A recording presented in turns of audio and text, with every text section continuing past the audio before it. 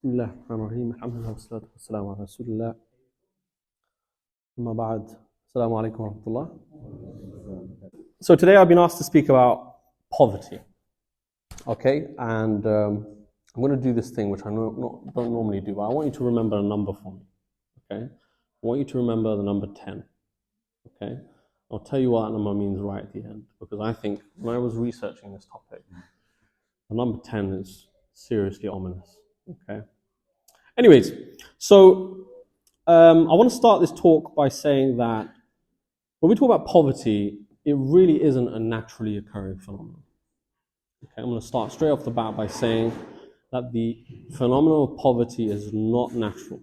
Okay, in reality, poverty as an idea is effectively a failure of the market. Okay, it's a failure of politics, and if we're unable to essentially resolve something like poverty, then really it's a conscious man-made decision. Okay. So this idea, which by the way universally is defined as a situation where someone, an individual, lacks the resources to afford a very basic standard of living, this is something, is a decided outcome. It's something that is politically decided if it's not preempted. Okay. And the reason why I say this is because I've had many debates with capitalists, and they tend to approach this matter on the premise that poverty is an inevitability, okay? And at any given point in time, there will always be someone basically, unfortunately, in poverty, right? And that's simply according to them based on how the market works, okay? And because of this indifference from the capitalists, they really treat poverty in a reactionary way. Okay, so they basically come up with policies. Their whole mantra philosophy is about essentially dealing with poverty and not resolving it. Okay, so they're very reactionary. It's quite ironic given that they've birthed the issue to begin with, right? But they're very reactionary when they speak about poverty. And the situation of poverty today is dire, right? As of today, just in the United Kingdom, 18% of the people are below the absolute poverty line. Okay, I'll talk about what that means slightly later. And this figure, by the way, is on the rise. Okay, that's an important fact as well. Okay, it's estimated by the Resolution Foundation that if nothing is done about poverty today, then an extra 1.5 million people in the United Kingdom, 400,000 children, will be in relative poverty by 2030. Okay. Now, this is a really shocking argument, especially because absolute poverty is on the rise, and it just throws out this argument from the capitalists that absolute poverty has been on the decline since the Industrial Revolution. Okay. But things are changing at the moment, and poverty is getting much worse. This is not just a local issue, but it's also a global one too. If you look around the world, nearly 800 million people will have lived in extreme poverty. This is another level of absolute poverty. This is about $2 a day they live on, okay? Yet the capitalists, obviously, they will point to a persistent reduction in poverty, and even though when you present them with the statistics that almost a quarter of the world's population are living on less than $5 a day, I mean, their deceit is even more manifest when you start adding cents to the dollar. This is the deceit of the capitalists. They argue that absolute poverty is declining. They always refer to this $2 figure. What happens when you look at $2, 5 cents? $3, $5. 52% of the world live on less than $10 a day. Okay? That's a statistic you will never hear from a capitalist, because they will always refer to a very low level so that they can score some statistical points. Yeah. In pounds, I mean, whatever the conversion rate is, right, between the dollar and a pound, right? What is the conversion exchange rate? Probably about £7. £7 a day, right? My point is that poverty, the way it's defined today, is a game, right? It's a game of sort of statistics. Yeah? When you start changing the definitions, you realize that a lot more people in the world, in this society, and across the Muslim world especially, right, they suffer from severe lack of wealth, right? Poverty, as we define it in a classical sense. Okay? So poverty is a stain that, despite the arguments, the capitalist has not washed. In fact, it's a problem that comes from capitalism itself. It's exacerbated by capitalism. It's not difficult. You don't need to be an economist. You don't need to be a PhD. And trust me, people smarter than us here really come to even more stupid conclusions, right? You don't need to be clever to understand that a ideology or a way of life that focuses on growth, that focuses on productivity, that focuses on production and GDP would have an issue with allocating resources efficiently to actually those people who need it, right? And it doesn't take a genius to realize that an ideology that prioritizes, glorifies GDP is inevitably going to discard people who are not productive or who do not have, let's say, contributions to production in this society. So, when I'm asked a question, and I've asked this question before, I remember giving a talk at King's, how would Islam solve poverty? I get a small sense of inaccuracy, okay? Poverty is a man-made failure. It's a political choice. It's not a natural phenomenon. Islam is not a reactionary ideology. We are not here as Muslims to mop up the mess of capitalism, right? We are here to prevent such evil from ever arising to begin with, right? We are preemptive thinkers, right? And we should be preemptive about how we resolve such an issue, right? Probably a more accurate question is, why would poverty struggle to manifest in Islam to begin with, right? Why is it the case that it's difficult for poverty to prevail, right? So to answer this question, I just want to define a few things, a few economic things.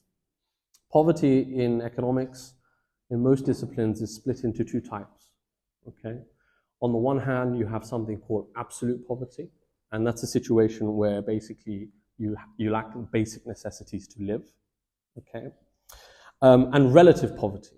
Relative poverty is basically a lack of resources or wealth relative to the average standards of living in your society. AKA one measure amongst many others of inequality. Okay? So they're not the same thing, but they're related. Okay? So to answer this question, when it comes to the former, i.e. absolute poverty, I'm afraid my answer is pretty straightforward, right? You ask me the question, how does Islam resolve absolute poverty? Well, we simply don't allow it. It's a very simple answer. You don't need a capitalist to confuse you about the complexities of sophistication about the economy and the problems that it will create for a market where people have too much money, yada, yada, yada. It's all bogus, right? There's a very simple solution, which is that Islam does not allow it, okay? It is completely impermissible for a citizen of Islam, someone who lives under the shade of a just ruler, to live in what we define in Islam as absolute poverty, according to the hadith of Muhammad sallallahu alaihi wasallam, where Uthman is reported to have heard him say, "There is no right for the son of Adam other than these things: a house in which he lives, a garment to cover his nakedness, and a piece of bread and water." And of course, many other scholars, they extend on that when it comes to energy, right?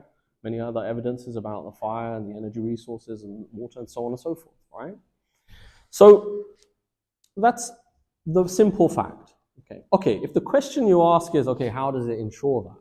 Right? How does it ensure that every citizen in Islam, right, is not suffering from absolute poverty? Then I would argue, and I'll explain to you slightly later, that there are various mechanisms, various institutions that ensure that this is the case. One of which I'm going to speak extensively about in this talk. Okay? Now, the reason why I mention a just Khalif to begin with is really to emphasize this point, right? That absolute poverty is a political decision, especially in nations whose wealth is immense. Okay? Look, for example, across the Muslim world. These are some of the richest countries in the world. Yet, simultaneously, they suffer from one of the steepest poverty rates ever, right? Much of those statistics that I mentioned, where do they come from? Probably 50 to 60% of those people in absolute poverty in the world are from where? They're from Africa, right? Central, slightly North and South Africa, right? And this region is one of the richest in the world, right? It's endowed by Allah subhanahu wa ta'ala with minerals, resources, rare earth materials, energy, so on and so forth, right? So there is a paradox here, and the point is that this is a political issue. If there was a system that was implemented in a society, like, for example, I don't know, the CAR or wherever these poverty rates are ridiculous, right? Then this simply wouldn't be allowed to happen, right? There would be a mechanism to extract that wealth. It's as simple as that. Okay, this brings me on to my next point, which is essentially related to relative poverty as well. When we talk about how Islam solves poverty, the Islamic economic system is set up in such a way that a nation's wealth is raised and spent in a manner that makes poverty almost impossible to arise. I'm not saying that it doesn't happen, but I'm saying that it will struggle to arise, okay? If it's implemented correctly. So whilst capitalist governments, they raise and spend money to guarantee growth, and by extension, obviously, the pockets of the elite, right? This is their philosophy, classic Tory philosophy, really, right? Central capitalism. Islam heeds the word of Allah subhanahu wa ta'ala when He explains in relation to a wider ayah in Surah Al-Hashr. Allah subhanahu wa ta'ala says, كَيْ لَا يَكُونَ دُولَةً بَيْنَ الْأَغْنِيَاءِ مِنْكُمْ, so that the wealth not merely circulate amongst the rich. Okay? In other words, Islam's modus operandi, okay, are institutions which focus on the distribution of wealth to the ummah, and in particular to those who need it most. And this is a philosophy that manifests not only from the attitude of the ruler, but also right down to the competition in the market, to the way in which, for instance, individuals are elected, so on and so forth. Right? The point is that philosophy is replete in Islam. Okay? So, before I really address this question, how does zakah, because I'm going to be talking about zakah, because it's impossible to speak about poverty and the solution to it without speaking about zakah. And it's one way amongst many other ways, but zakah is probably the most powerful, in my view at least, amongst all of the other techniques that Islam has to deal with such an issue to resolve something like poverty, both absolute and relative. Okay? Before I talk about zakah, okay, which is probably embodies this type of philosophy, I want to talk a bit about the concept of zakah as well. Okay, this is a bit of a side point, but it's an important reason why I mention this. Okay, I'm going to talk about zakah slightly because the reasons why I've argued that poverty is a political choice is the same reason why it's resolved in Islam. It turns out the solution to poverty in Islam, zakah in a way, one of many other ways, is a political issue. Okay, so I ask you the question in rhetoric: what is the original ruling of zakah? Today in the society we live, when people speak about zakah, it is very much seen as a voluntary contribution. Okay, an obligation, obviously, but something that is collected by institutions in a way that completely depoliticizes it. Right? What is the original ruling when it comes to zakah? Allah subhanahu wa ta'ala says in Surah At-Tawbah, خُذْ مِنْ أَمْوَالِهِمْ صَدَقَاتًا تُطَهِّرُهُمْ وَتُزَكِّيهِمْ بِهَا.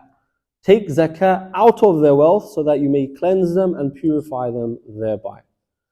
Notice in the ayah, in Surah At-Tawbah, Allah subhanahu wa ta'ala is using the imperative form of khudh, right? To take. So it should be collected from the people. It should be, the word seized from the people, right? So the Prophet ﷺ and the political ruler after him and whoever succeeded him were required to take the zakah from the people, not ask it from them, not rely on them coming to the state to dispose of their duties, right? But actually the ruler is the one who seizes the zakah from the people. Okay? And this is maybe a subtle but very important point. As I said, zakah is pitched as a rewardable act, something you give to some of these institutions. Most of them are bogus, right? Or they claim to distribute the zakah in accordance with the hukum of Allah. Actually, the true ruling of zakah is that it must be given to who? Right? If it is collected by the people, who takes the zakah? Right? We know who takes the zakah because Muhammad ﷺ says in a hadith narrated by Bayhaqi that nobody has the right vested in him to establish anything from the hudud without the sultan. And Imam Tahawi also narrates a hadith from Muslim Yasir that Muhammad ﷺ said, the collection of the zakah, the implementation of the hudud, spoils, and so on, are for the sultan. Okay? There are other narrations like this. And the companions are all in agreement that they were required to pay it to the sultan, according to another narration by Imam Nawawi. Okay?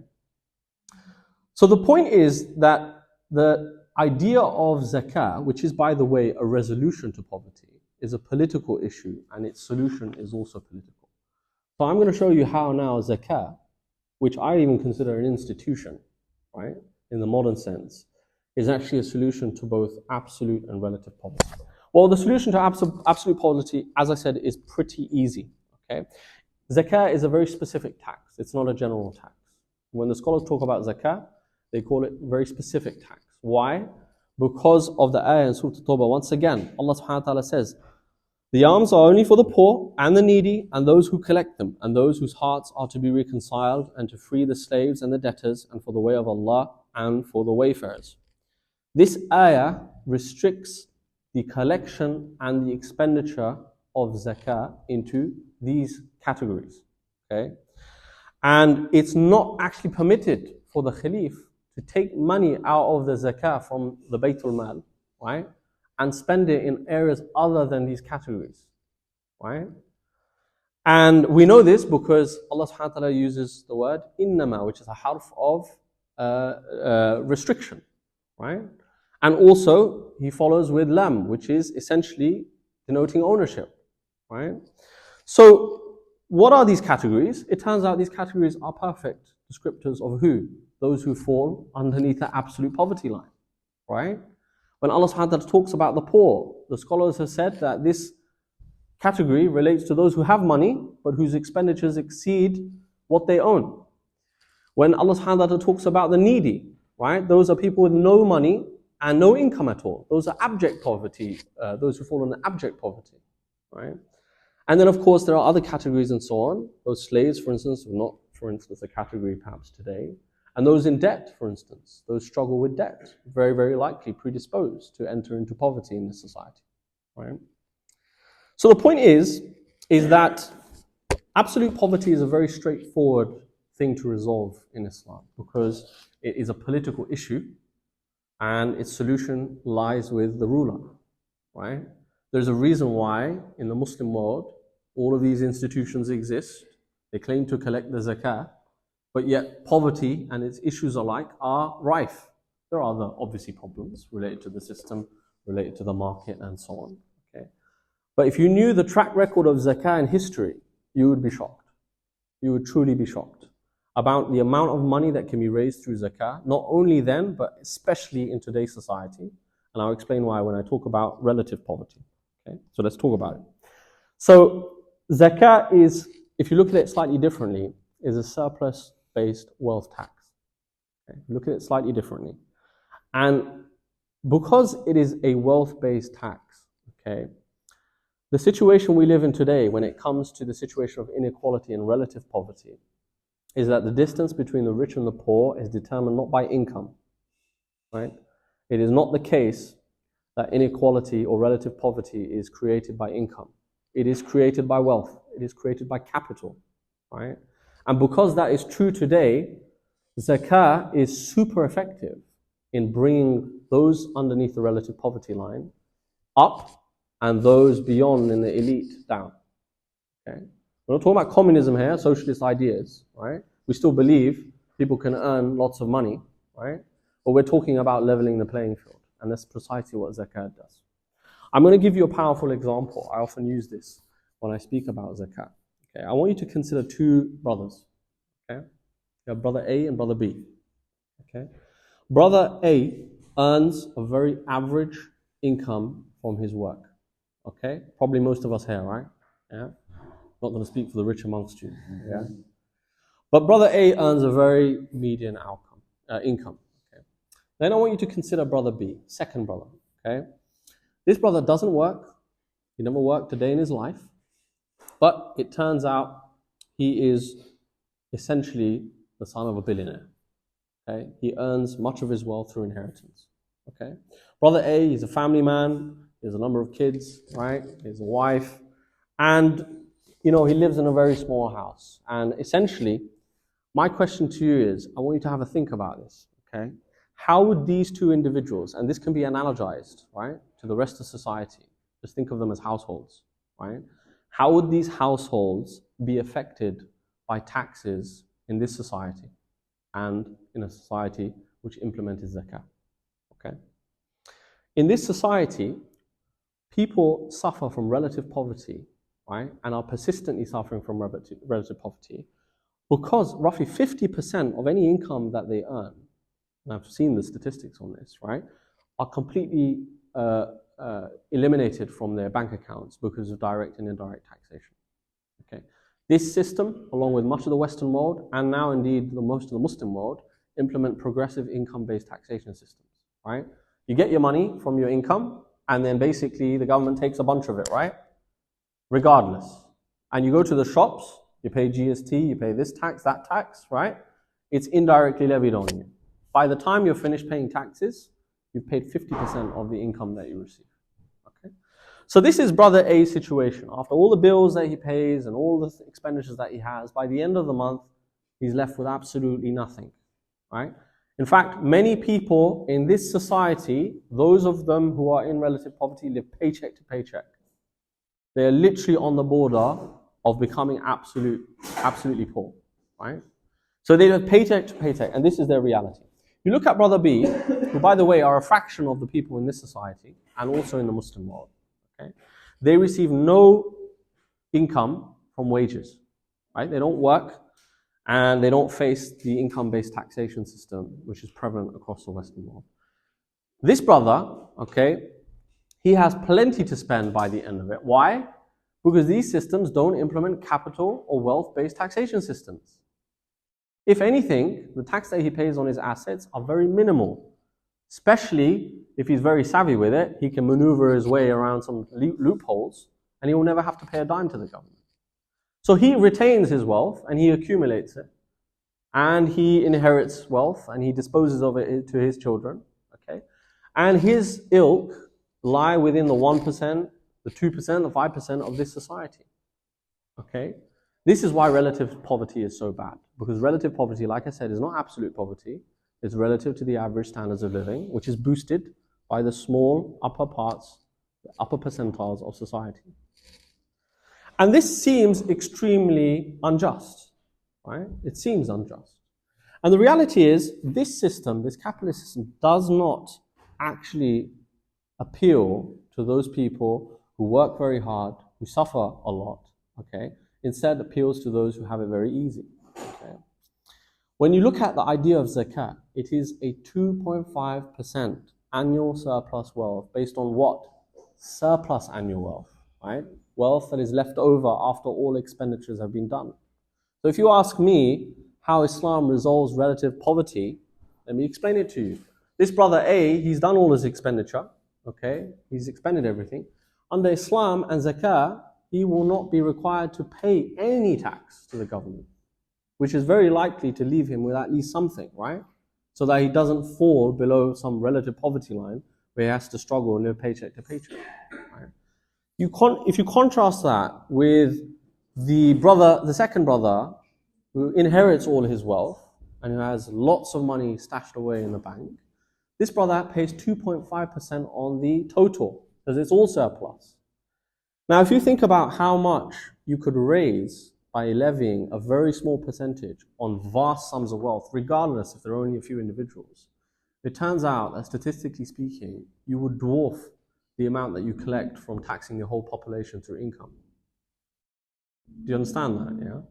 Wealth-based taxations, as is well justified now, earns a lot more for governments to expend than income-based taxation systems. The problem is, in this society, we live in a capitalist system. It's very unfavorable, right? Very not in keeping with the trend of taxing individuals like these, right? And that is the thing that Islam does differently, and that is the way Islam resolves an issue of relative poverty.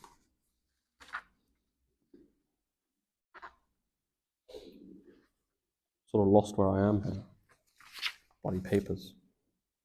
Okay, so the point is that small percentages on vast sums of surplus wealth owned by a minority of people is far more equitable in terms of revenues.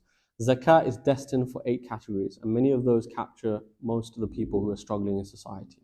Okay, and it's been well documented, by the way, historically, and which I want to mention to you and leave with you today, right? That zakat itself alone, by the way, there are about 7 other taxes, actually not many at all compared to a capitalist system, right? That are important in dealing with issues of poverty, right? Because they go into certain funds within the Bayt al-Mal and they're redistributed in society, right? But zakah alone, historically, is well recorded to have actually fixed issues like absolute poverty. It's been narrated by Yahya ibn Sa'id, who was a governor at the time during the reign of Umar ibn Abdul Aziz, the second Umar, right? He said, I was sent by Umar ibn Aziz to collect the zakah from Africa. How ironic, right? Africa, which is contributing the most to the statistics of poverty today. Listen to what Umar Abdul Aziz, Yahya ibn Sa'id is saying, okay? After collecting it, I intended to give to the poor people in Africa, right? However, I did not find one person who was in need of the zakah. So he said, in relation to that, Umar ibn Abdul Aziz has made all the people rich during that time, okay? In the 8th century, during the Khilafah of Umar, the Khalifa wrote to his official in Iraq, Abdul Hamid ibn Abdul Rahman, telling him to pay the people their dues. Abdul Hamid wrote back to him, I've paid the people their dues and there's still money in the Baytul Mal. Then he wrote back to him and said, look for people who have borrowed money so that you can pay off their debts. Abdul Hamid wrote back to him, I've paid off their debts and there's still money in the zakah in the Baytul Mal from zakah. Umar then told him to look for every single man who had no money but wanted to get married, right? And to arrange his marriage and pay his mahr. Abdul Hamid wrote back to him saying, I've married off every single man I could find and there is still money in the Baytul Mal from zakah, specifically from zakah, right? Umar then told him to look for everybody who owed the kharaj, which is the land tax, and needed to help cultivate his land and lend him whatever was needed to help him do that. This was hundreds of years before, by the way, the modern day concept of credit was introduced. And Umar then came back to him and said, I couldn't find a single soul. Right? This is the power of zakat. This is in areas, by the way, in today's world, in the modern day, which are some of the worst areas for the issue of poverty. And we look at the time of the Khulafa and those who succeeded them, all the way to the times of the Uthmanis, right? You'll find similar stories like this. Okay? So zakah is an extremely powerful tool to resolve something like poverty, and not only absolute but relative. And this is how Islam solves an issue. It does not happen, unfortunately, though, without authority, without power, without politics. Right? Okay, so I'm not going to talk for too much longer. It's coming up to my time. I began this talk with asking you to remember the number 10. It's an ominous number. 10 is the number of people who die every single minute in the world from poverty, absolute poverty. I've been speaking for 30 minutes to be precise. In the time I've spoken to you today, 300 souls have died because of absolute poverty. Okay? Not because there was no food on this earth, not because there was no homes to live in, not because there was a lack of wealth or resources, but because wealth was hoarded, because the political system failed, and because justice was absent. Islam looks at that number. It does not say that it is inevitable. It says it is unacceptable. Okay? It does not treat poverty as a natural consequence of life, but as a moral crime. A sign that the rulers have failed in their duty, that society has lost its sense of accountability before Allah. Because in Islam, the poor, unlike in capitalism, are not a burden of the state. They are the responsibility of the state. And if every ruler, every policymaker, and every economist understood this very simple fact, that poverty is not a technical problem, but actually a moral one, right? It's to do with what is right and wrong. Then that number 10 could very easily fall to 0. Okay? So remember that number 10. Every minute that passes, another 10 lives are lost to an avoidable injustice. Under Islam, a system built upon adl, upon rahmah, upon hisbah, we wouldn't have such numbers, some shocking numbers, right? Islam does not wait to feed the poor, it prevents poverty itself. And that's not an economic duty, it's an actual moral responsibility and also an instruction from Allah subhanahu wa ta'ala.